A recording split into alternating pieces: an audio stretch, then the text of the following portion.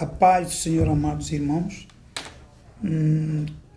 Quero vos saudar e nós, hoje domingo, vamos ministrar a palavra de Deus no livro de Atos, capítulo 1, versículos 4 a 11.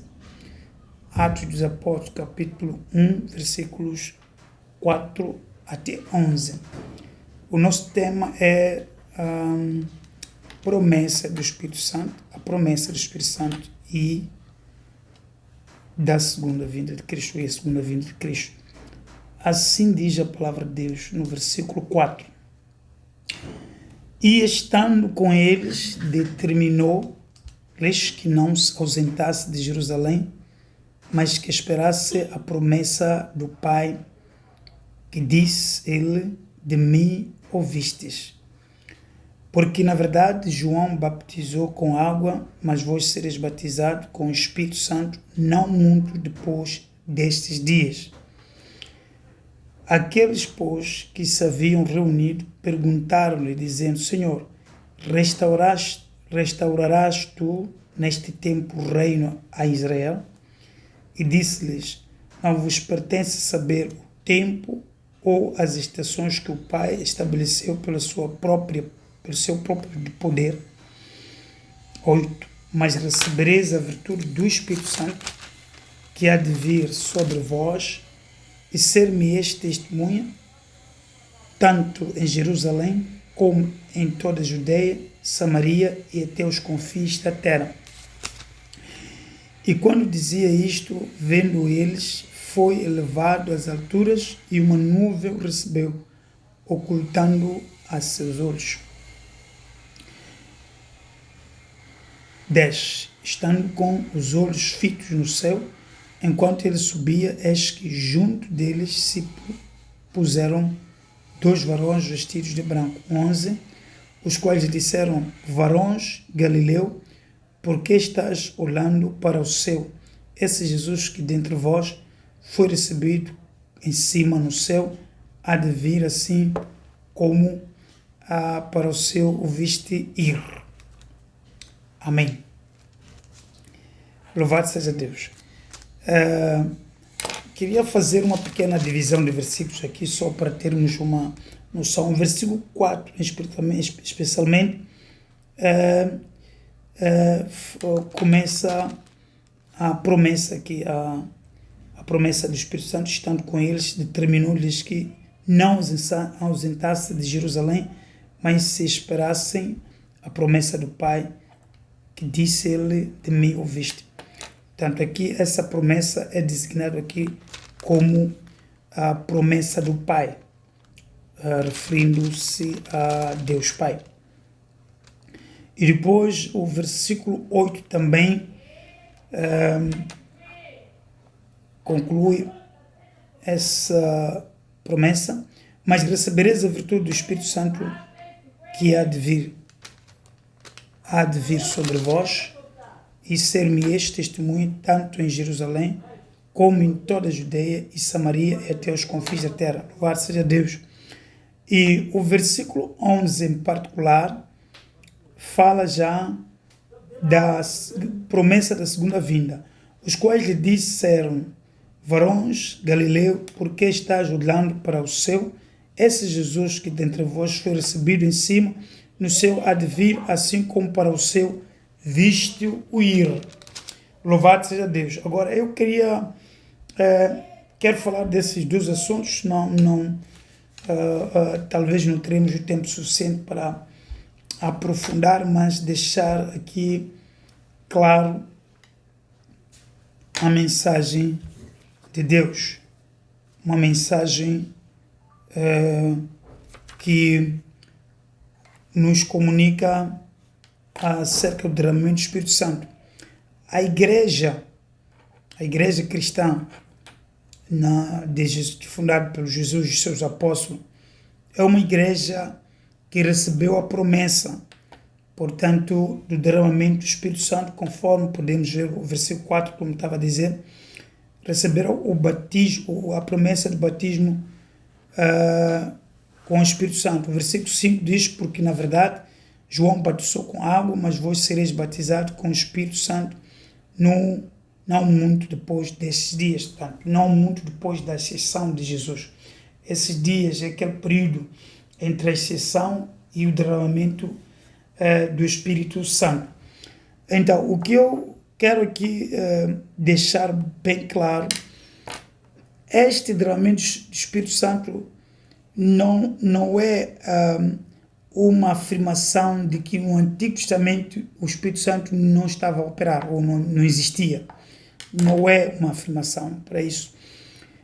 Só que a forma de atuação do Espírito Santo nesses dois períodos de tempo é diferente. O Antigo Testamento, todos os homens que foram usados por Deus no Antigo Testamento também eram movidos pelo Espírito Santo, pelo poder do Espírito Santo. Só que naquele tempo o Espírito Santo não foi derramado, mas era distribuído a cada um segundo aquilo que for necessário fazer. Portanto, os profetas como Elias, Eliseu, estavam cheios do Espírito Santo, mas o Espírito Santo ela aparecia para encher o profeta, ou o vaso, a pessoa que tinha alguma coisa para fazer, naquele instante para ir fazer a tarefa incumbida, e logo depois aquela pessoa, na verdade, não ficava continuamente cheio do Espírito Santo. Ele não ficava sobre a influência do Espírito todo o tempo.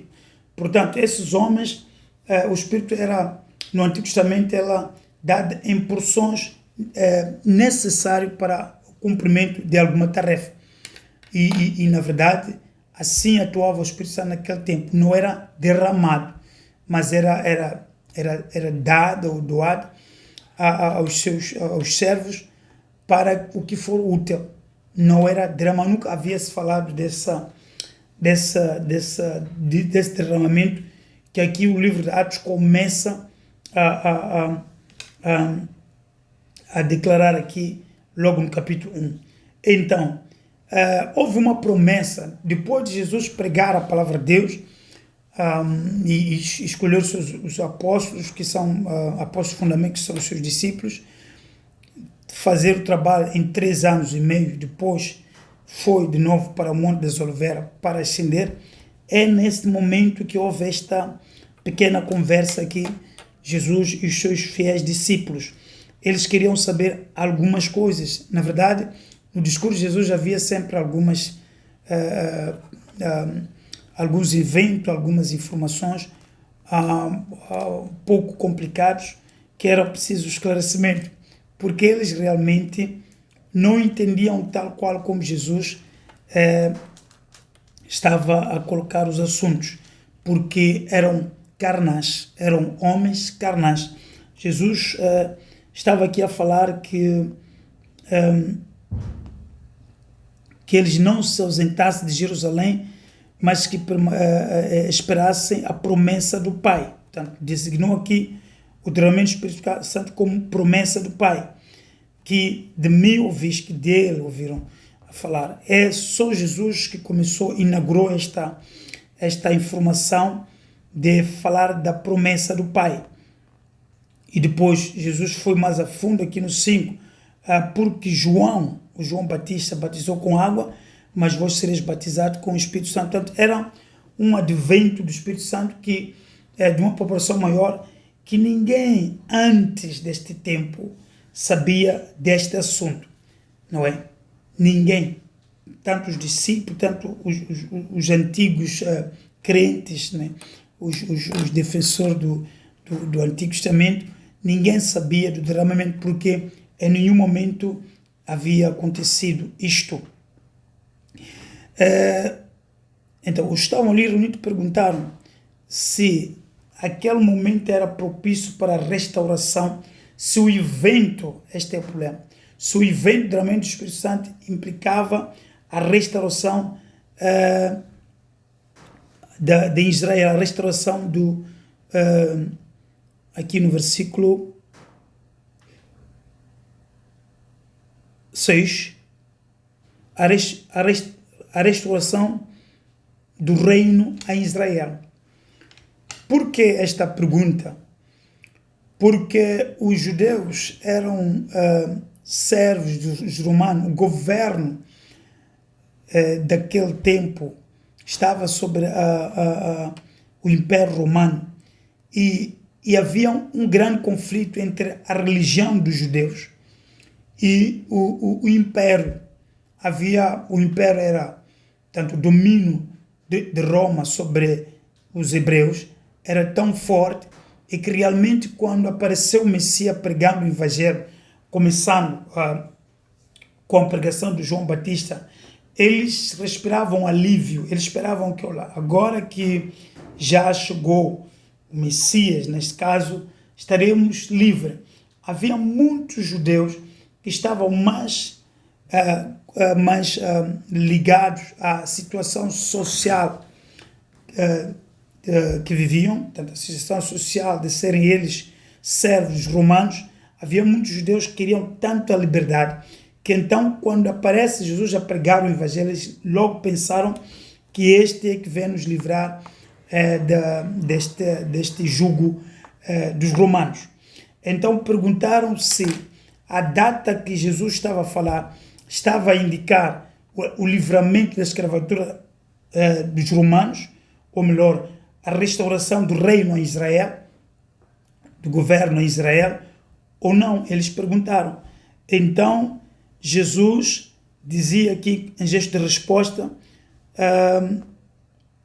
no versículo 7, não vos pertence saber os tempos ou as estações que o Pai estabeleceu pelo seu próprio poder. É a mesma coisa dizer, olha, não se preocupa com isso, com o tempo que Deus determinou, isso vai acabar. Mas agora, o que é interessante, aí está a minha pregação, o que é interessante, o que vocês devem se preocupar, o que vocês devem ter como preocupação o 8 aqui, é o receber a virtude do Espírito Santo que há de vir sobre vós, não é?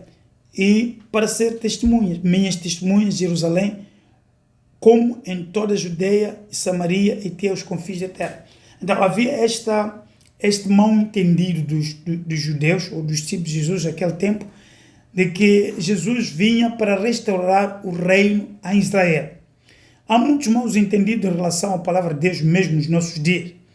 As pessoas pensam que os homens de Deus são políticos, os cristãos são contrários aos poderes políticos. Não tem nada a ver, o Evangelho não tem nada a ver com política. E Jesus foi claro aqui, não vos preocupei com isso, mas recebereis, nesses dias, recebereis o poder do Espírito Santo para testemunhar de mim.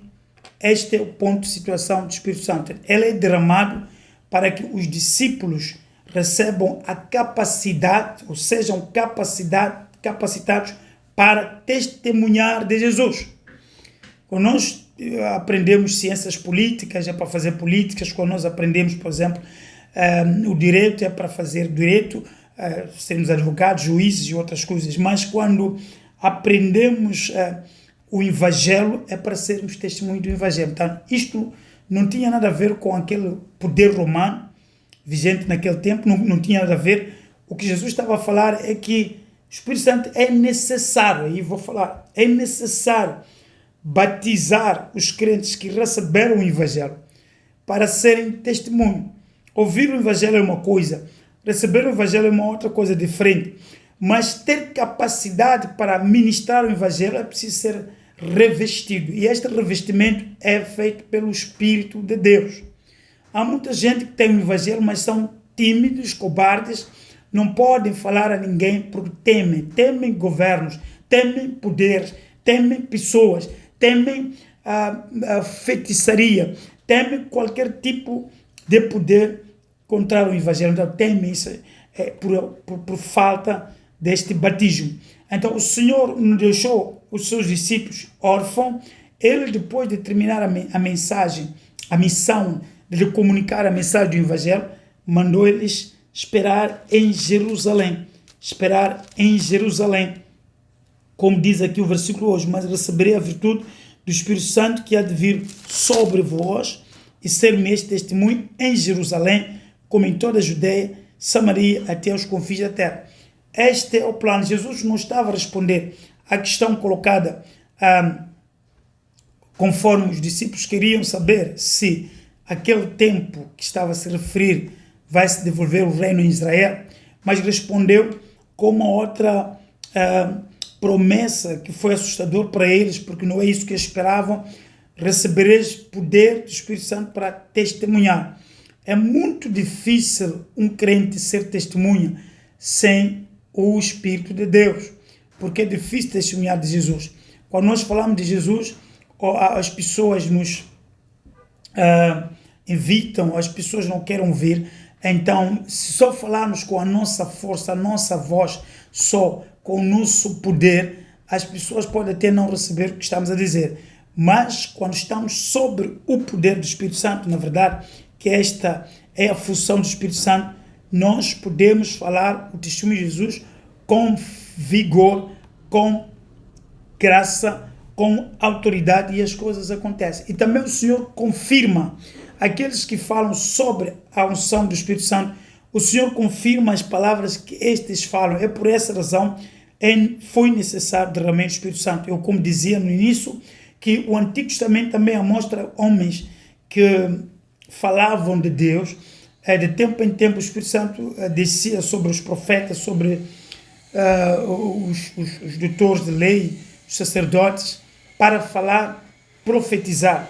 De tempo em tempo, o próprio Saul, quando o primeiro rei de Israel, recebeu também o Espírito e começou a profetizar.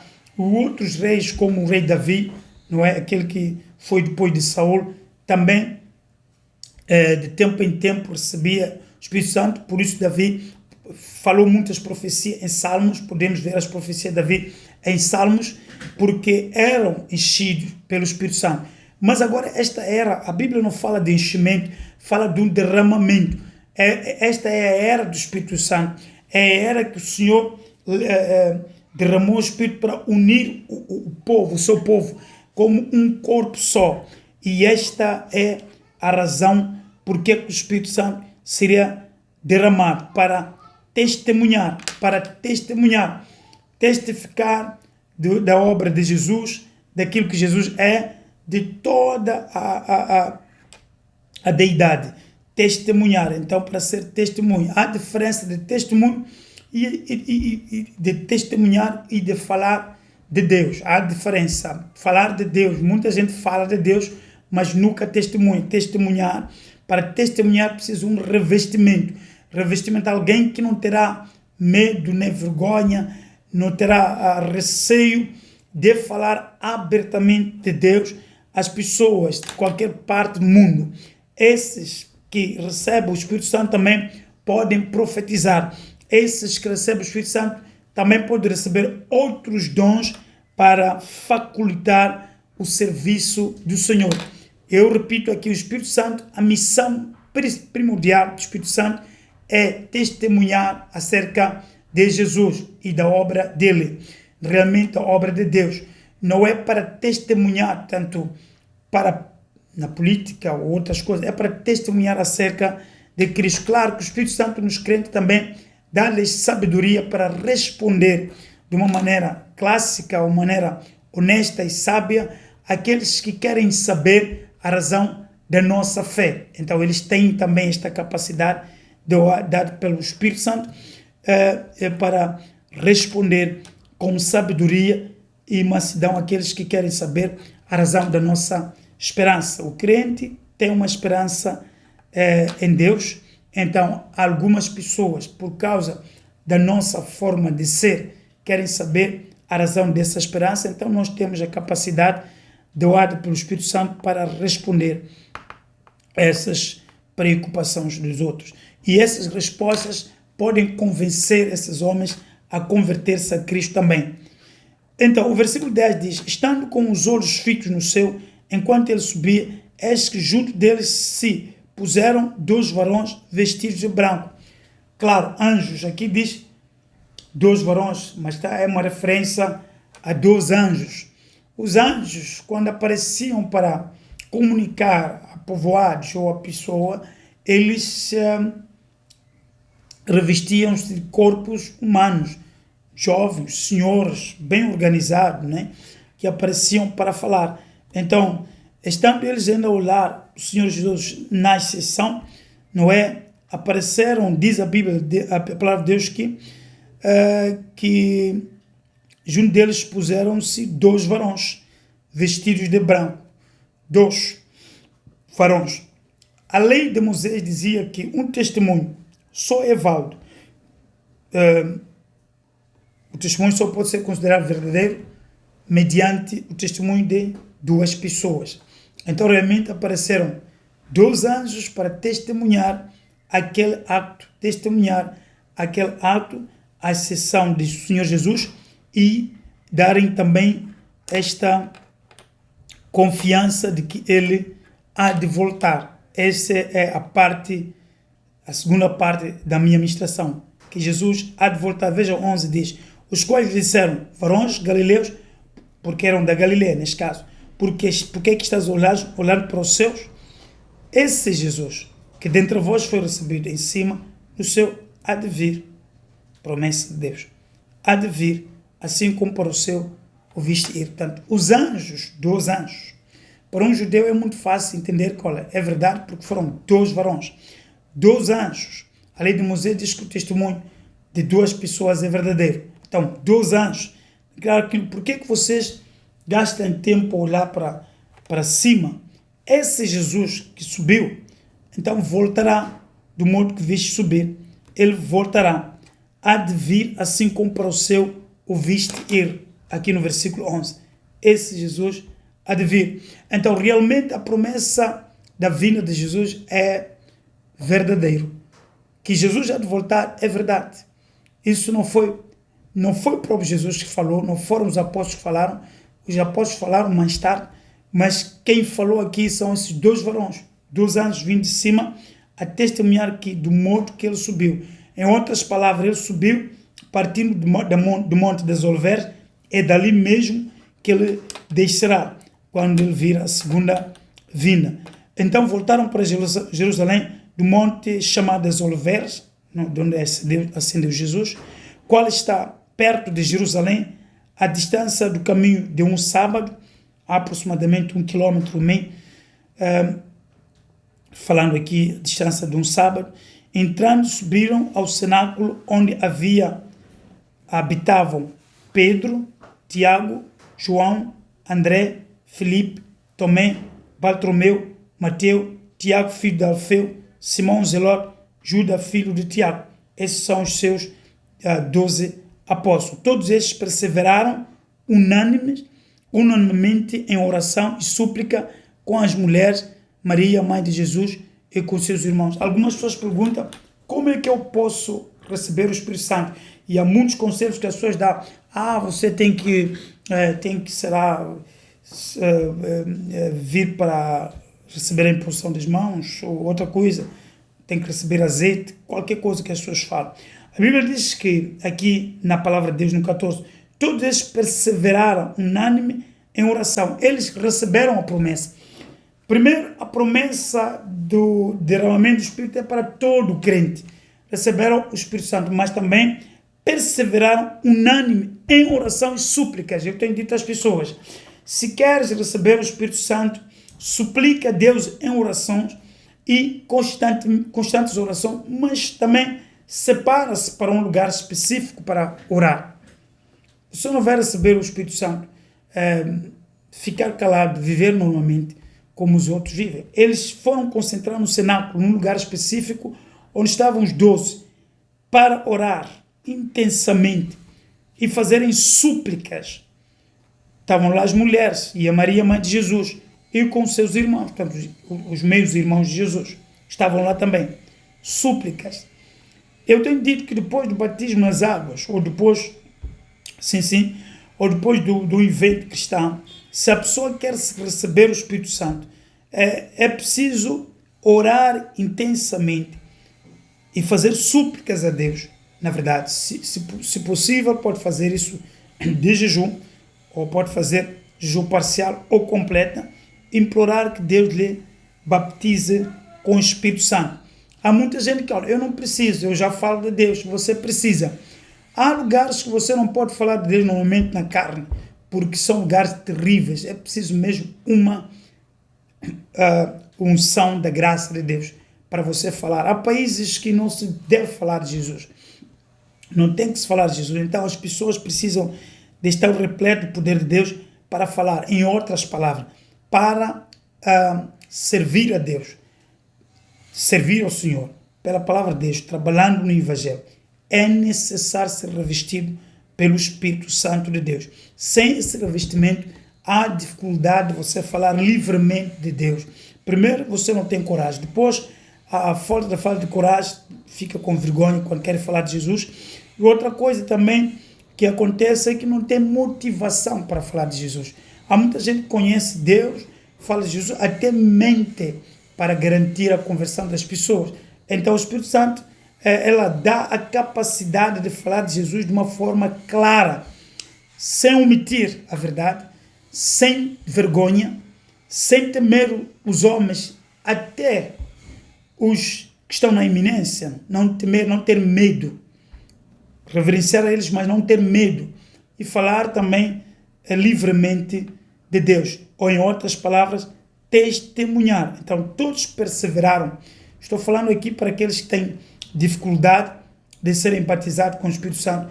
É preciso crer, é preciso saber que isso é uma promessa de Deus. É preciso crer e depois tem que procurar um lugar para orar, suplicar a Deus para que esse acto se efetiva. Deus vai batizar porque é a promessa dele. Então eles voltaram do Monte das Oliveiras, foram para o cenáculo e perseveraram.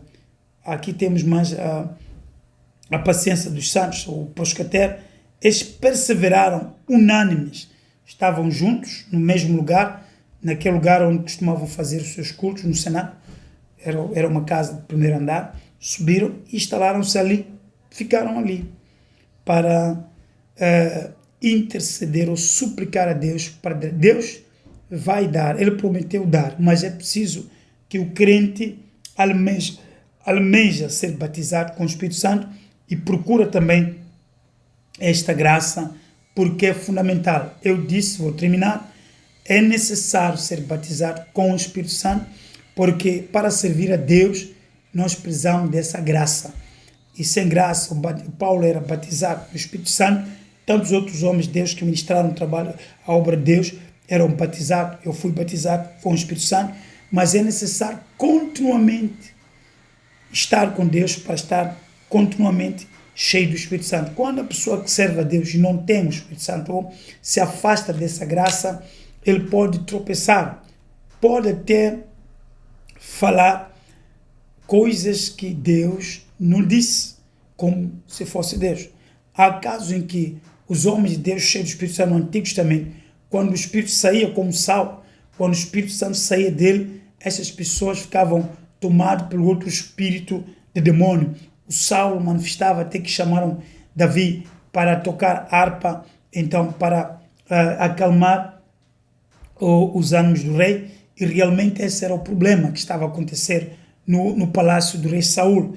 É necessário dizer isso, que quando o Espírito Santo se retira de um servo de Deus, esse servo de Deus pode até apostatar, pode até viver uma vida que não é segundo a vontade específica de Deus. Que meu Deus de Abraão, Isaac e Jacó vos abençoe rica e poderosamente. A mensagem aqui tinha só 2 pontos fundamentais: a promessa do derramamento do Espírito Santo e a promessa da segunda vinda de Cristo. O derramamento do Espírito Santo cumpriu-se no dia de Pentecostes e continua a cumprir nos nossos dias. É verdade, é um fato.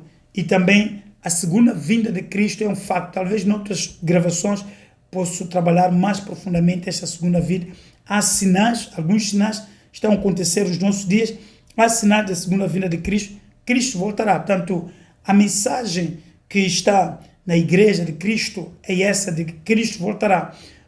Primeiro virá para levar a sua igreja